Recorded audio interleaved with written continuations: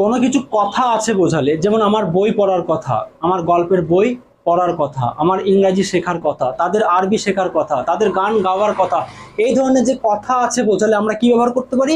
Suppose two. কোনো কথা থাকলে কি বোঝাবো? Suppose two.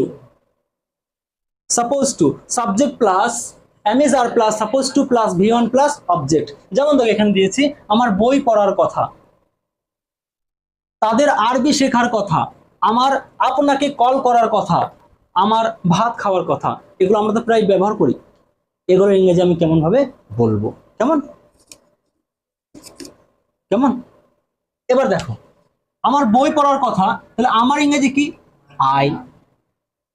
আয়ের পর সবসময় কি হবে? অ্যাম। কিন্তু এখানে আমি অ্যাম বলবো না, আম বলবো। কি বলবো? আম। আম শর্টকাটে কি বলতে হয়? আম। আম এরকম লিখবো, am. Suppose to read v1 book object. I'm supposed to read book. I'm supposed to read book. I am থাকলে I am থাকলে I am going to থাকলে I'm gonna clear. Have to থাকলে have to, I have to go বলি কি আমরা? তাহলে সেটা কি বলবো? I have to go. I have to go, not have to, have to.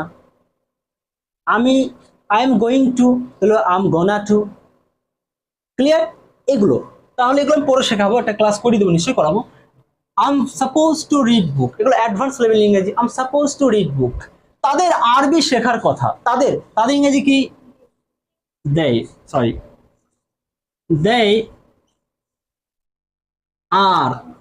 they are supposed to learn, শেখা ইংরেজি কি মা? লার্ন। আরবি আরাবিক। রাইট? তাহলে কি হলো? they are supposed to learn Arabic, they are supposed to learn Arabic। Clear? তারপর দেখো আমার আপনাকে কল করার কথা, আমার আপনাকে কল করার কথা, তাহলে আমার ইংরেজি কি? I'm supposed to call verb you মানে আপনাকে, you মানে তোকে, you মানে তোমাকে। ইংরেজি একটা এমন জিনিস, you মানে তুমি, you মানে তু, you মানে আপনি।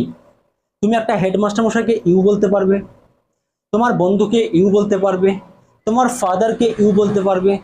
কিন্তু যদি বাংলায় হয় তাহলে তুমি হেডমাস্টারকে বলতে পারবে? পারবে না।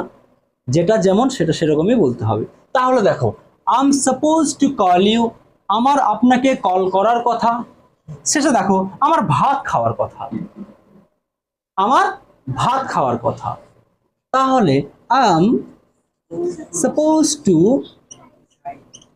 eat rice, I'm supposed to eat rice। তাহলে কোনো কথা থাকলে আমরা supposed to কথাটা ব্যবহার করব। তারপরে MSR plus V1 plus object কথাটা ব্যবহার করে আমরা সেন্টেন্সটা সুন্দরভাবে উপস্থাপন করতে পারবো বাংলা থেকে ইংরেজি। তো এই রিলেটেড ভিডিও তুমি আরো পেয়ে যাবে, রিলেটেড ক্লাস তুমি আরো পেয়ে যাবে। দেখতে থাকো তোমার এবং তোমাদের প্রিয় চ্যানেল উত্তরণ ইংলিশ কোচিং সেন্টার। সঙ্গে থাকো, পাশে থাকো এবং পাশে থাকা বেল আইকনটি একটু হিট করে দাও, যাতে আরো তুমি নানা রকম গ্রামার টপিকস এবং স্পোকেন ইংলিশে নানা রকম ভিডিও তুমি পেয়ে যাও সহজে। আজকাল কথা দীর্ঘায়িত করছি না, I do not prolong my session. আজ এইটুকুই। Thank you very much, have a good day.